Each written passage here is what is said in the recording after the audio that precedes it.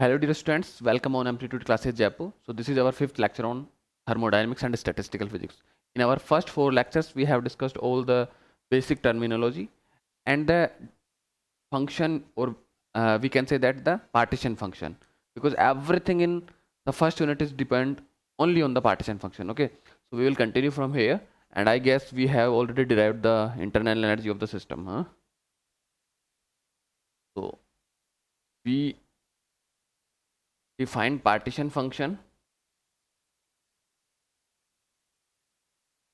that,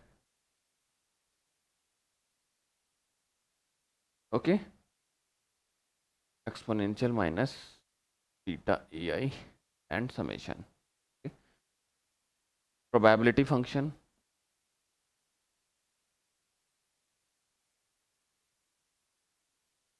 exponential minus beta ei upon summation exponential minus beta ei,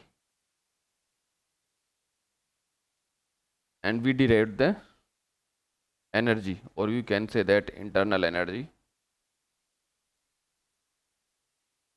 In CPH it is denoted by the E, or generally in my future lectures I will use U.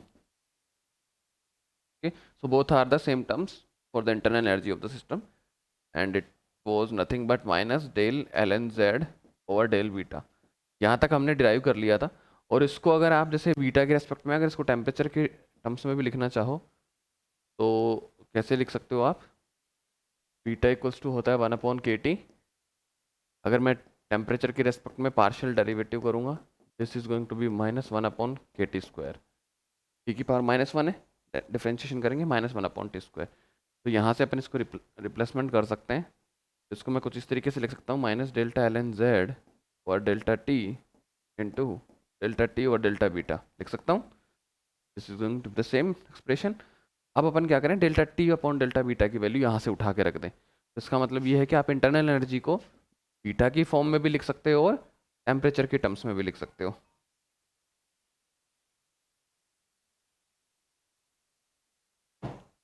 Temperature की terms में भी लिख सकते हो। तो minus minus तो हो जाएगा positive, K T square del L N Z over delta T. ठीक है। अभी सिंगल मॉलिक्यूल के लिए जितने भी एक्सप्रेशन है, जैसे मान लो अगर एन मॉलिक्यूल हुए गैस सिस्टम में, कैपिटल एन से मल्टीप्लाई कर देंगे। तो यहाँ तक हमने बात कर ली थी। इंपॉर्टेंट क्या है? Partition function, probability function. क्योंकि ये जो हमने इंटरनल एनर्जी निकाली, ये सब बीएससी में पढ़ा होगा आपने भी, है ना? ये इंटरनल एनर्जी कैसे निकाल सकते हो आप? ये जो अपन ने एनर्जी निकाली है, कैसे निकालोगे? समेशन पी आई ई आई से। जिसका भी एवरेज निकालना है उसको प्रोबेबिलिटी फंक्शन के साथ लिखना होता है, सिंपल है। हेलो, गुड मॉर्निंग, जी बताइए।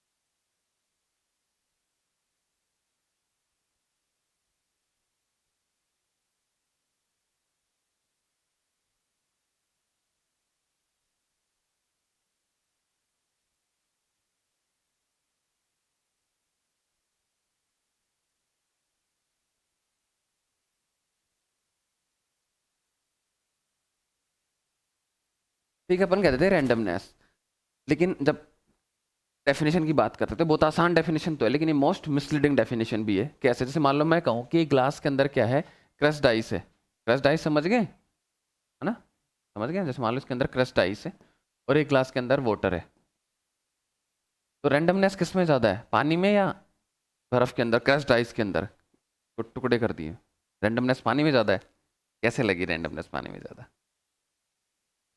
पार्टिकल ज़्यादा कहाँ हो गए? जैसे मान ले क्रस्ड आइस ही थोड़ी देर बाद मेल्ट होकर पानी में कन्वर्ट हो रही है।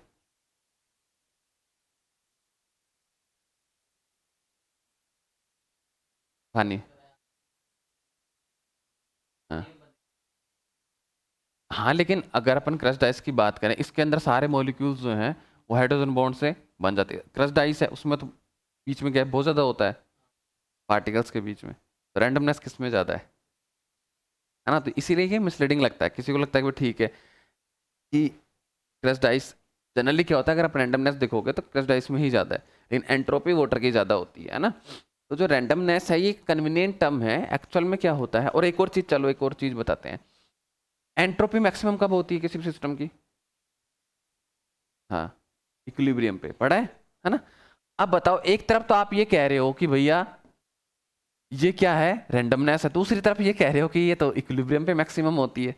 और इक्विलिब्रियम का मतलब हम जनरली क्या निकालते हैं?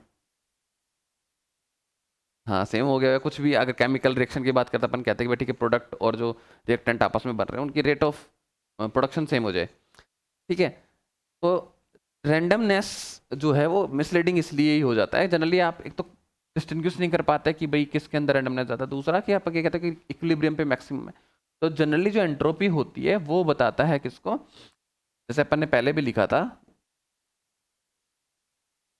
नंबर ऑफ एक्सेसिबल माइक्रोस्टेट्स को बताता है ये, कि कोई भी सिस्टम के पास कितने एक्सेसिबल स्टेट है जिसके अंदर वो रह सकता है। तो जब इक्विलिब्रियम पे जाते हैं तो इक्विलिब्रियम पे जो नंबर ऑफ स्टेट है वो बढ़ जाती हैं। क्या बढ़ जाती है? नंबर ऑफ स्टेट बढ़ जाती हैं। तो नंबर ऑफ स्टेट जो है वो बेसिकली यहाँ पे रैंडमनेस है। जनरली अपन क्या देख लेते हैं, आस्ते व्यस्त, क्योंकि बच्चों को एग्जाम्पल भी यही दिया जाता है, किताबें इधर उधर फैली हुई हैं तो रैंडमनेस ज़्यादा है ना? तो रैंडमनेस यहाँ पे वो मतलब नहीं है, यहाँ पे इसका मतलब है ये एक्सेसिबल माइक्रोस्टेट को बताता है। तो इक्विलिब्रियम में नंबर ऑफ एक्सेसिबल स्टेट ज़्यादा होती हैं, इसीलिए एंट्रोपी भी ज़्यादा होती है। तो एंट्रोपी जो होती है वो क्या होता है, एक नेचुरल लॉग होता है किसका, नंबर ऑफ एक्सेसिबल स्टेट्स का, है ना? अब आप ये कह सकते हो कि भाई सर ये एक्सेसिबल स्टेट ज़्यादा हैं, पॉसिबल स्टेट ज़्यादा। एक्सेसिबल का मतलब पॉसिबल स्टेट जो क्वांटम लॉज को भी फॉलो करें। एक तो हो गया पॉसिबल स्टेट, ये पॉसिबल, ये चीज़ें, फिर आगे क्वांटम रूल्स भी लगते हैं। जैसे मान लो आप इलेक्ट्रॉन फिल कर रहे हो, है ना? जैसे पी ऑर्बिट की बात कर रहे हो, पी ऑर्बिटल की बात कर रहे हो, तो जैसे इसमें एक इलेक्ट्रॉन आ गया तो अब दूसरे इसमें नहीं आ सकता, पहले इसमें जाएंगे, है ना? तो नंबर ऑफ पॉसिबल स्टेट नहीं है, नंबर ऑफ एक्सेसिबल स्टेट है कि क्वांटम लॉज से कितने एक्सेसिबल है। तो इक्विलिब्रियम पे मैक्सिमम हो रहा है, तो बोले यार ये मैक्सिमम भी हो रहा है, इक्विलिब्रियम यार ऐसा क्यों है? इक्विलिब्रियम क्या होता है? मोस्ट प्रोबेबल स्टेट, जहाँ पे प्रोबेबिलिटी ज़्यादा होती है, जहाँ पे सिस्टम ज़्यादा से ज़्यादा रहना चाहता है। नेचर क्या चाहता है? इक्विलिब्रियम चाहता है। इक्विलिब्रियम का मतलब वहाँ पे प्रोबेबिलिटी ज़्यादा होनी चाहिए। तो जनरली मैंने एक एग्जांपल देता हूँ कि भाई जैसे जैसे देखो, आप दो डाइस लेते हो ना, डाइस समझ रहे हो ना, और उनको मैं उछाल रहा हूँ, एक पे मान लो एक आया, दूसरे पे एक आ सकता है, दो आ सकता है, तीन आ सकता है, तो ऐसे टोटल कितने कॉम्बिनेशन बनते हैं? 36 बनते हैं। अब अगर आप इसको ध्यान से ये देखोगे, अगर मैं कहूँ कि इन दोनों का सम करो आप, इन दोनों डिजिट का, तो सम कहाँ से कहाँ तक आएगा? 2 से लेके 12 तक। अब आप ये देखोगे कि इनमें जो सबसे ज़्यादा प्रोबेबिलिटी है वो बीच के किसी नंबर पे आएगी, क्योंकि 2 आने की प्रोबेबिलिटी 1/36 है। ऐसे 12 आने की प्रोबेबिलिटी कितनी है? 3 आने की प्रोबेबिलिटी कितनी है? 2/36। लेकिन जैसे जैसे आप 4 पे जाओगे, 5 पे जाओगे, तो प्रोबेबिलिटी बढ़ती चली जाए। अब ये तो सिर्फ दो डाइस है, जब एक सिस्टम की बात करते हैं तो वहाँ पे क्या होता है, बहुत सारे थाउजेंड्स ऑफ मॉलिक्यूल्स होते हैं। थाउजेंड्स ऑफ मॉलिक्यूल्स होते हैं, तो इसका मतलब समझ गए ना, एंट्रोपी इक्विलिब्रियम से किस तरीके से रिलेटेड है, एक्सेसिबल स्टेट से किस तरीके से रिलेटेड है। तो जो डाइस का जो एग्जांपल है, that is the best example to explain the entropy, ठीक है? तो अब अपन एंट्रोपी के लिए फॉर्मूला निकालते हैं, क्योंकि अपन इंटरनल एनर्जी के लिए निकाल चुके, पार्टीशन फंक्शन के लिए निकाल चुके, तो एंट्रोपी के लिए फॉर्मूला निकालते हैं। अपन ये मान के चलते हैं कि भैया एक सिस्टम है, ठीक है, और for a system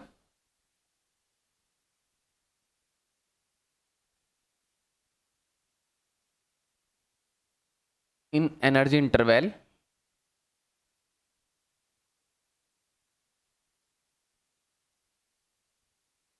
E to E plus dE is omega of E, ठीक है। या फिर यहाँ लिख लो एक्सेसिबल स्टेट्स, है ना, accessible states for a system in energy interval E to E plus D is omega E। इतने इंटर जो एनर्जी का गैप है उसके अंदर कितने एक्सेसिबल स्टेट्स हैं, इतने हैं।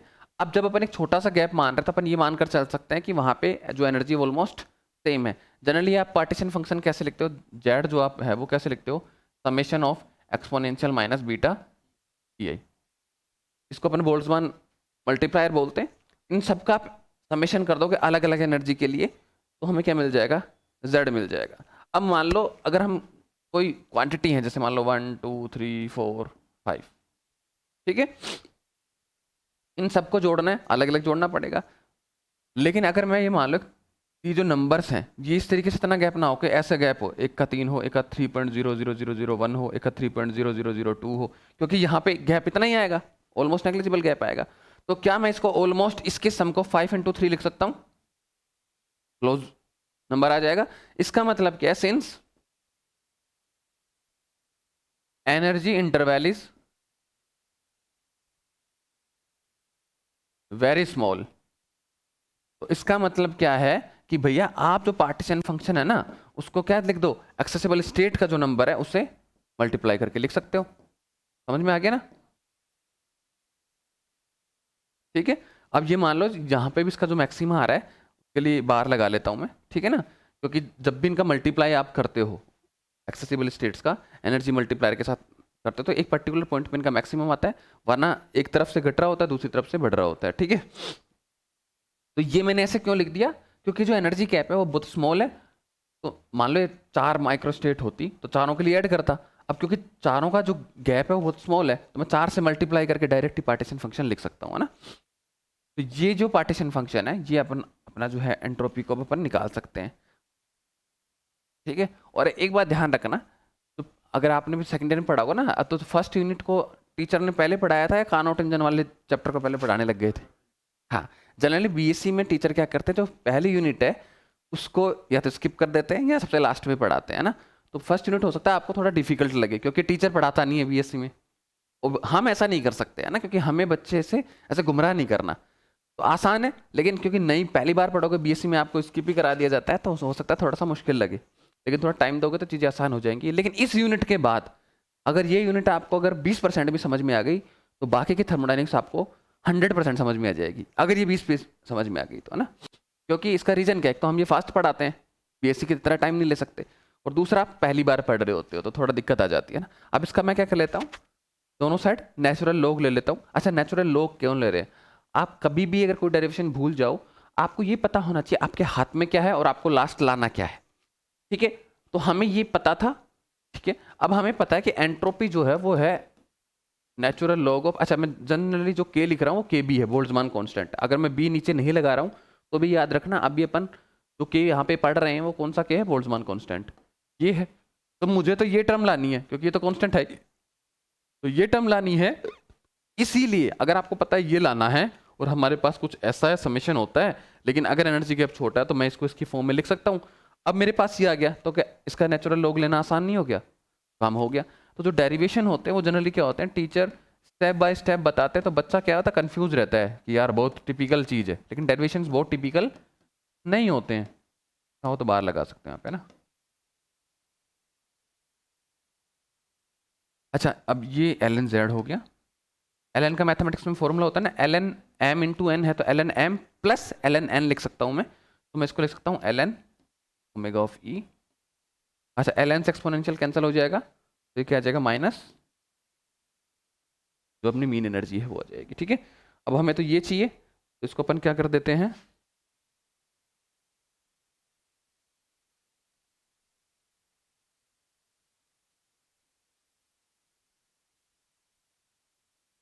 L N omega equals to L N Z plus beta E average, ठीक है। अब हमारे पास देखो एंट्रोपी आ गई, एस इक्वल टू क्या होता है, के एल एन ओमेगा, और एल एन ओमेगा की जगह एल एन जेड, ठीक है, प्लस बीटा, और ई एवरेज अपन ने निकाला था, या तो वो लिख दो, या फिर चलो एक बार यहाँ जगह रही है, और ई एवरेज कितना था, minus delta L N Z over delta beta. इसका मतलब क्या हुआ, ई एवरेज हम पहले निकाल चुके थे, एंट्रोपी भी निकाल चुके हैं, तो हमारी बेसिकली दो टर्मिनोलॉजी आ गई है। समझ में आया ना, यहाँ तक कोई दिक्कत तो नहीं है ना? ठीक है, एक बार नोट डाउन कर लो, फिर अपन आगे चलते हैं।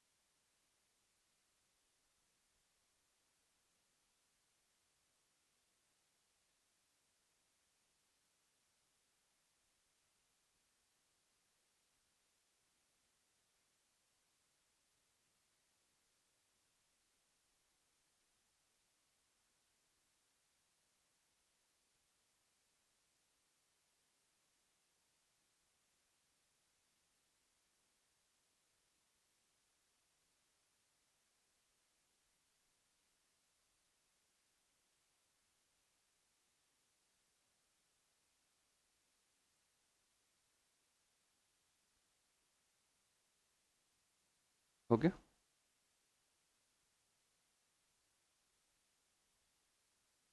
चलो अब जो बाकी के जो पोटेंशियल्स थे थर्मोडायनेमिक, वो निकालना बहुत आसान हो जाएंगे। तो मैंने क्या बताया था, तरीका क्या बताया था, कि आपको इस तरीके से टेबल बनानी है, यू एफ ई और एच। जब आप इस तरफ जाएंगे तो माइनस टी एस, जब नीचे की तरफ आएंगे तो प्लस टी वी, ठीक है। अब जैसे मुझे थर्ड टर्म क्या निकालनी है, हेल्महोल्ट्ज एनर्जी निकालनी है, हेल्महोल्ट्ज एनर्जी। तो एफ इक्वल्स टू क्या लिख सकता हूँ मैं, यू माइनस टी एस, ये जनरली यहाँ पे मैं ई से लिख रहा हूँ, तो मैं ई माइनस टी एस, ठीक है। तो एफ इक्वल्स टू ई कितना था, minus del L N Z over delta beta minus T, S कितना था, K B L N omega था, एल एन ओमेगा की वैल्यू निकाल ली थी ना अपन ने, L N Z plus beta E average है ना, L N Z plus beta E average, और ई एवरेज की वैल्यू रख सकते हैं अपन वापस यहाँ से, है ना। तो इस तरीके से हमारे पास दूसरा पोटेंशियल भी आ गया।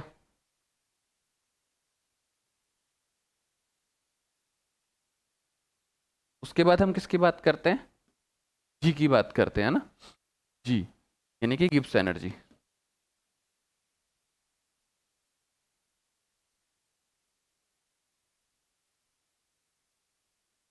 और कौन सी एनर्जी क्या बताती है, मैंने पहले 4 लेक्चर में डिस्कस किया हुआ है ना, इनका फिजिकल इंटरप्रिटेशन इंटरप्रिटेशन है, वो मैंने डिस्कस किया हुआ है। तो गिब्स फ्री एनर्जी कैसे निकाल सकता हूँ मैं, जी इक्वल्स टू, या आप ई की टर्म्स में निकाल सकते हो, एफ की टर्म्स में भी निकाल सकते हो। तो अगर आप यू की टर्म्स में लिख रहे हो तो कैसे लिखोगे, you minus T S plus P we.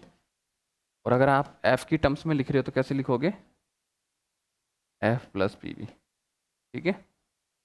अच्छा वैसे मेरे हिसाब से ये माइनस है, तो अगर अपन सोल्व करेंगे ना तो ये एफ जो है ये सिर्फ इतना बचेगा, ये वाली टर्म इससे कैंसिल आउट हो जाएगी, है ना। अरे ये 1/KT से KT कैंसिल, ये ई एवरेज माइनस का और ई एवरेज प्लस का कैंसिल हो जाएगा, तो ये माइनस के बी टी और L N Z, minus K B T L N Z, simple formula ना, लास्ट फाइनल एक्सप्रेशन।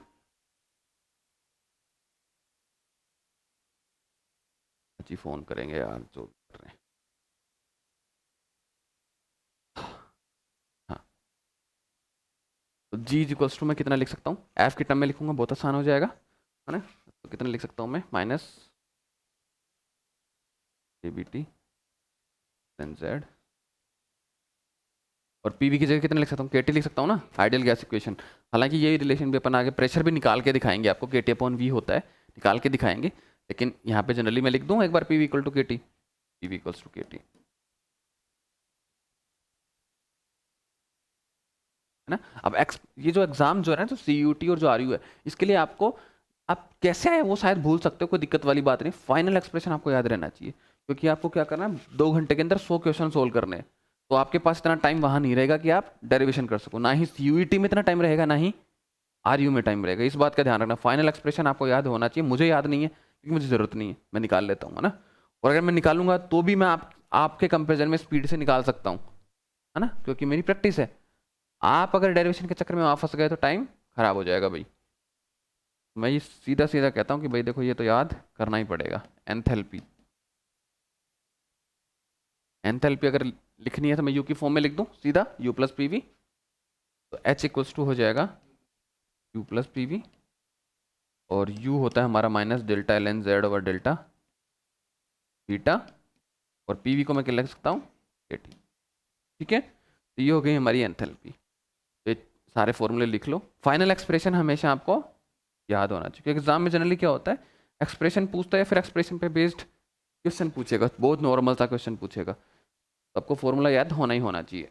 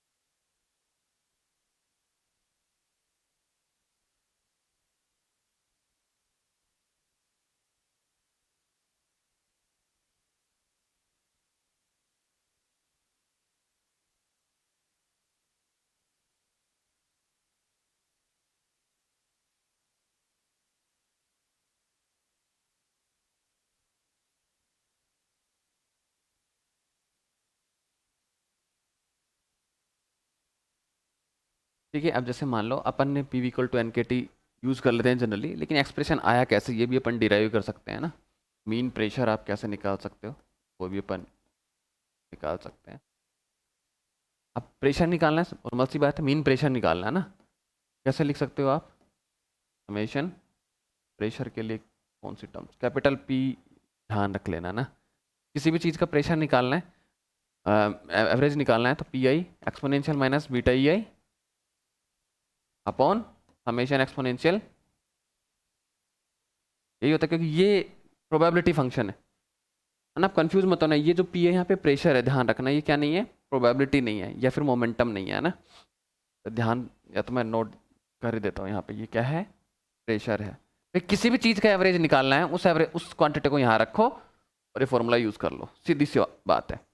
ठीक है, अब ये फॉर्मूला यूज़ करना तो पहले हमारे पास प्रेशर कोई टर्म होनी चाहिए। ठीक है, तो अपन प्रेशर कैसे निकाल सकते हैं, और ध्यान ये भी रहना चाहिए कि रिलेशन किसके टर्म्स में आना चाहिए, एनर्जी की टर्म्स में आना चाहिए।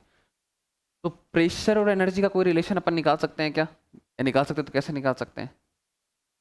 एनर्जी का किसी किन किन चीज़ों से, फिजिकल क्वांटिटी से रिलेशन आप निकाल सकते हो? अगर कोई एक सिंगल पार्टिकल ले रहे हो, अब जैसे मैं एक आइडियल गैस लेके चल रहा हूँ, यहाँ पे अपन ये जो केस भी पढ़ रहे हैं आइडियल गैस के लिए पढ़ेंगे ना।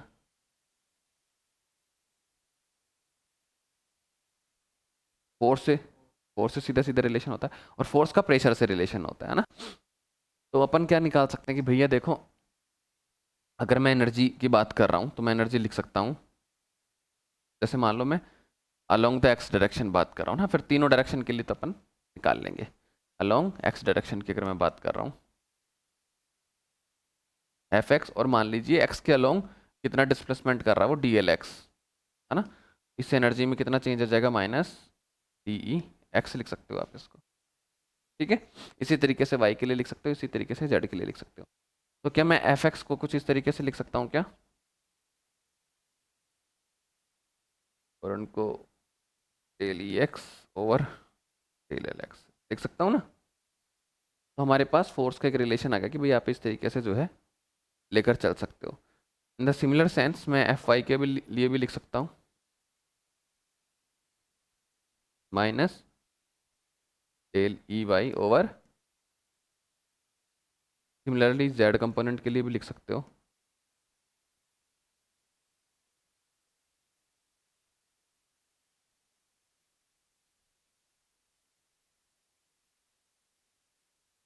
ठीक है।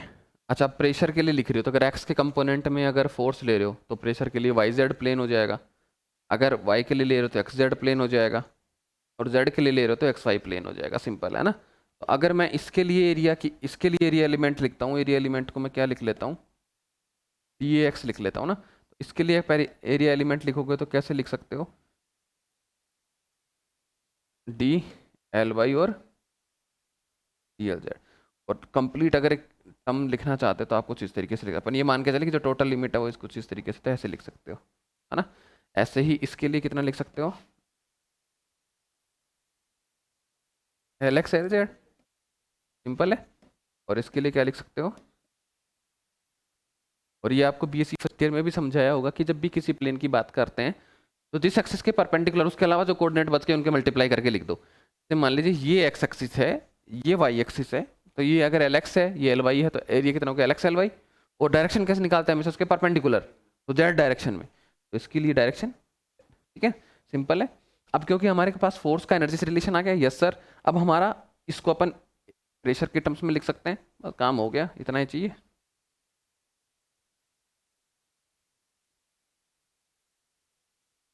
है ना।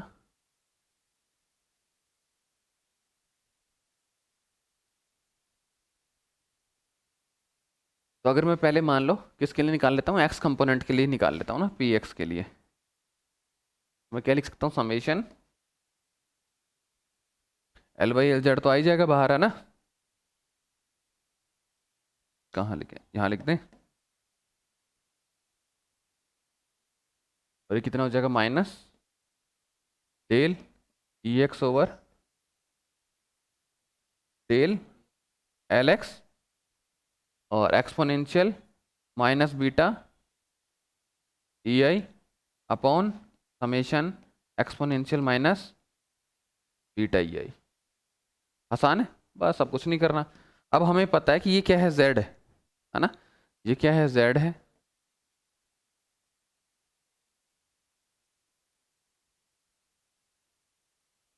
ये ई आई की जगह आप ई एक्स लिख सकते हो ना, समझ गए ना क्यों, क्योंकि एक्स कंपोनेंट की बात कर रहे हैं ना।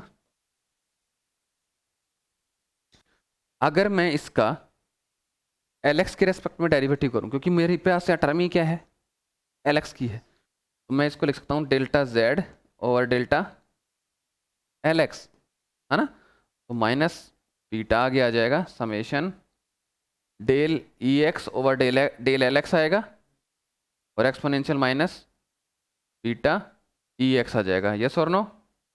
अब अगर आप ध्यान से देखो, इस टर्म को अपन यहाँ से रिप्लेस कर सकते हैं नहीं कर सकते? हो गया कि नहीं हो गया सोल्व? हो गया ना? समझ में आ गई बात? तो बहुत ही आसान है, आपको कुछ नहीं करना, जिसका भी मीन निकालना है, कोई भी क्वांटिटी मान लो आप एक्स वाई जेड, उसको प्रोबेबिलिटी फंक्शन में मल्टीप्लाई करके लिखना है। ठीक है, ये सिंपल है, force into displacement change in energy आ जाएगा। और उसके बाद फोर्स और एरिया का मैंने रिलेशन से मैंने प्रेशर वाली टर्म लिखी है। तो अगर मैं इसको आगे लिखता हूँ तो मैं इसको कुछ इस तरीके से लिख सकता हूँ, इस वाली टर्म्स को, P X equals to 1/L/Lz। इसकी जगह माइनस इसके साथ ही ले लेता हूँ मैं ना, 1/बीटा, नहीं माइनस तो इसके साथ ले लेते हैं ना अपन, ये माइनस भी तो है यहाँ, माइनस के साथ ले लेते हैं, तो ये 1/बीटा के बराबर है ना।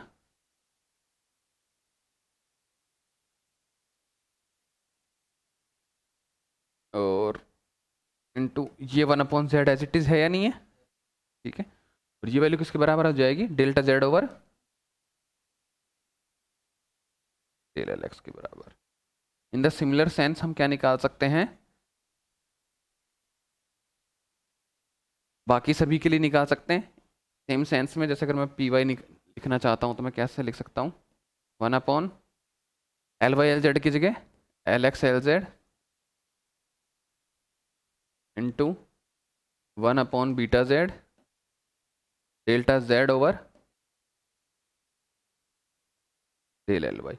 And then the similar sense we can write for the P Z. अब समस्या क्या आ गई? ठीक है सर, ये आपने लिख दिया, किसके फॉर्म में लिख दिया? पार्टीशन फंक्शन की फॉर्म में लिख दिया। और अगर हमारे पास पार्टीशन फंक्शन है तो हम ये भी निकाल सकते हैं। भाई पार्टीशन फंक्शन आ गया तो डेरिवेटिव करके आप ये निकाल दोगे। अब सवाल आ जाता है कि सर पार्टीशन फंक्शन कैसे निकालें? पार्टीशन फंक्शन कैसे निकालें? किसके लिए अपन बात कर रहे हैं? आइडियल गैस के लिए बात कर रहे हैं। तो आइडियल गैस के अंदर जब अपन, अच्छा नोट करना चाहोगे क्या पहले यहाँ तक? ना नोट कर लो पहले।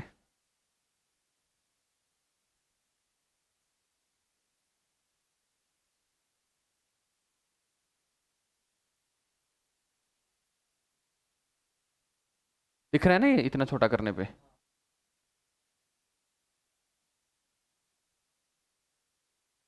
ठीक है, एक बार नोट कर लो।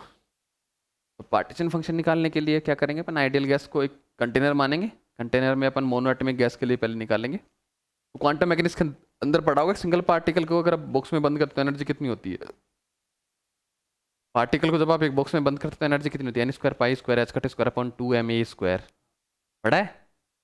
बस, तो बस वो एनर्जी आ गई। तो जेड क्या होता है? एक्सपोनेंशियल माइनस बीटा ही आई।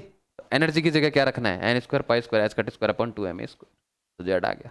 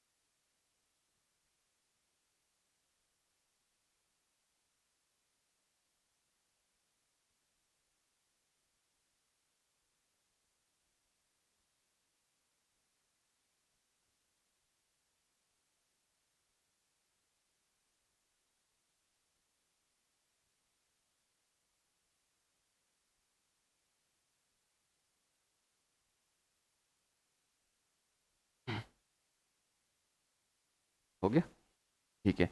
अब क्योंकि हमारे पास प्रेशर निकल जाएगा, हमारे पास पार्टीशन फंक्शन आ जाएगा, किसके लिए, आइडियल गैस के लिए। ठीक है, पार्टीशन फंक्शन के लिए बात कर लेते हैं।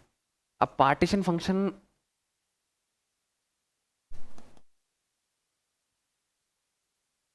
और आइडियल गैस, ठीक है। तो z इक्वल्स टू हमें पता है कितना होता है, समेशन एक्सपोनेंशियल माइनस बीटा, ये यही होता है। अगर हमें एनर्जी पता चल जाए तो पार्टीशन फंक्शन निकल जाएगा। अच्छा, अब एनर्जी कैसे, अब या तो आपने पढ़ा होगा, बता देते हैं, एन स्क्वायर, अच्छा एक्स के लिए लिख रहे हो तो एक्स के लोग लिख रहे हो तो एन एक्स लिख दूँ यहाँ पे, है ना, Y square H cut square upon 2m A square की जगह एल एक्स स्क्वायर, क्योंकि मैं साइड कितना मान रहा हूँ, एल एक्स मान रहा हूँ, प्रेशर में भी मैंने एल एक्स माना है। In the similar sense we can write for E Y equals to Y square H cut square, अरे यार ये क्या हुआ, अरे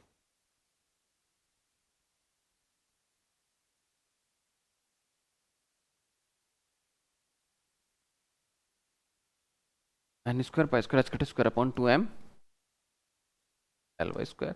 the similar sense we can write for E Z N Z square pi square H cut square upon 2m L Z square, ठीक है। अच्छा, अगर यहाँ पे भी दिक्कत है, पहली बात तो ये आप क्वांटम में पढ़ गया तो यहाँ तक में दिक्कत है, ये कहाँ से आती है, सिंपल अनसर्टेनिटी प्रिंसिपल से आता है। ध्यान देना, अगर आप क्वांटम मैकेनिक्स की बात कर रहे हो, किसकी बात कर रहे हो, तो इसके सभी सवालों का जवाब डायरेक्ट या इनडायरेक्ट रूप से किस पे डिपेंड करता है, अनसर्टेनिटी प्रिंसिपल पे। ध्यान देना आप, क्या कहा मैंने, कोई भी क्वेश्चन अनसर्टेनिटी प्रिंसिपल के बिना अधूरा है, ये समझ लो की है, ये मास्टर की है क्वांटम मैकेनिक्स के अंदर। वो अलग बात है कि भी अपना दिमाग काम नहीं कर रहा, अपन एक पर्टिकुलर कॉन्सेप्ट को इससे रिलेट नहीं कर पा रहे, लेकिन एक्चुअल में क्वांटम मैकेनिक्स का जो रूट है वो समझ लो अनसर्टेनिटी प्रिंसिपल है। अगर कभी ये फेल हुआ तो क्वांटम मैकेनिक्स समझो गई, है ना। अच्छा, ये कैसे निकालते हैं तो बता देते हैं। जैसे मोमेंटम लिख रहे हो तो याद है, जब मोमेंटम के लिए अगर आप लिखोगे तो कैसे लिखोगे, delta x delta P x, H cut लिखते हो, एच कट मिनिमम होता है ना। उससे जब अगर आप कोई लार्जर क्वांटिटी ले रहे हो तो जनरली अपन क्या लिख देते हैं, जैसे एक्स के लिए लिख रहा हूँ तो मैं एन एक्स एच बाई 2, है ना। अच्छा, अब ध्यान देना है, जनरली होता तो क्या है, अब ये कई बार बच्चे भी कंफ्यूज हो जाते हैं, और जब डेरिवेशन करते हैं तो अपन अलग अलग यूज कर लेते हैं। अपन कहते हैं सर ये तो ये होता है, एच कट होता है, या फिर एच कट बाई 2 होता है। अब एच कट ये जो वैल्यू है ये सबसे मिनिमम वैल्यू है, इससे लार्जर वैल्यू तो अपन ले ही सकते हैं। ये कब है, जब कंप्लीटली अपन आइडियल चीजें ले ले तब लेकर चलते हैं। जब भी डेरिवेशन की बात करते हैं तो इतने स्मॉल क्वांटिटी नहीं लेते, ये तो मिनिमम अनसर्टेनिटी है ही है, इससे लार्जर लेते हैं, एच कट की जगह एच लेकर चला जाता है ना। और एच कट और एच में रिलेशन तो पता ही है, एच अपॉन 2 पाई का रिलेशन होता है। तो देखो यहाँ से अगर मैं इसको सिंप्लीफाई करूंगा तो मैं क्या, P X equals to N X H upon 2 L X लिख सकता हूँ, यस। और अगर मेरे को इसको एच कट में कन्वर्ट करना है तो मैं ऊपर नीचे पाई से मल्टीप्लाई कर दूं, तो H upon 2 pi H cut बन जाएगा, तो ये क्या बन जाएगा, N X upon upon L X, ठीक है। अच्छा, अब सर एनर्जी कैसे लिख दिया आपने, तो एनर्जी क्या होती है, P square by 2m, yes और नो, यहाँ से लिख दो तो ये आ जाएगी, नहीं आ जाएगी। तो डेरिवेशन है वो बहुत आसान होते हैं, इतना कोई टिपिकल काम नहीं है। बाकी ये आपको डायरेक्ट भी याद होना चाहिए, क्वांटम मैकेनिक्स में भी अपन ये पढ़ाएंगे, है ना। N square pi square H का 2 square upon 2m l square 2m a square, जो भी है साइड की जो होती है वो। तो आप चाहें, अगर आपको डेरिवेशन कर रहे हो तो आप पहले ये वाली टर्म लिखोगे, फिर क्या दोगे, on the similar sense we can write for the X E Y Z. अगर आप कहोगे ठीक है हमें डेरिवेशन स्किप करना है ये सारी चीज़ें क्योंकि आसान है, बिल्कुल आसान है, तो आप डायरेक्ट यहाँ से स्टार्ट कर सकते हो। और यहाँ से स्टार्ट करके पहले आप पार्टीशन फंक्शन जब निकालोगे तो यहाँ पे टोटल एनर्जी लिखोगे E X E Y E Z, फिर डिफरेंट डिफरेंट टर्म्स को, क्योंकि एक्सपोनेंशियल में है तो पावर होती है, जैसे मान लो ऐसे एक्सपोनेंशियल एक्स प्लस वाई, तो क्या मैं इसको ऐसे लिख सकता हूँ ना, exponential X into exponential Y, अलग अलग लिख के इनको सोल्व कर लिया जाता है ना। तो अगर मैं इनको सोल्व कर लूँ आगे, पहले लिख देता हूँ z equals to summation exponential minus beta, energy के लिए लिखोगे तो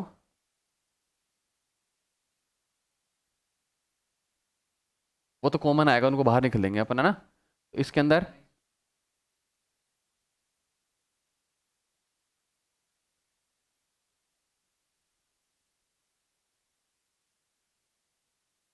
पाई स्क्वायर, तो यहाँ से हमारे पास क्या आ गया, जेड आ गया।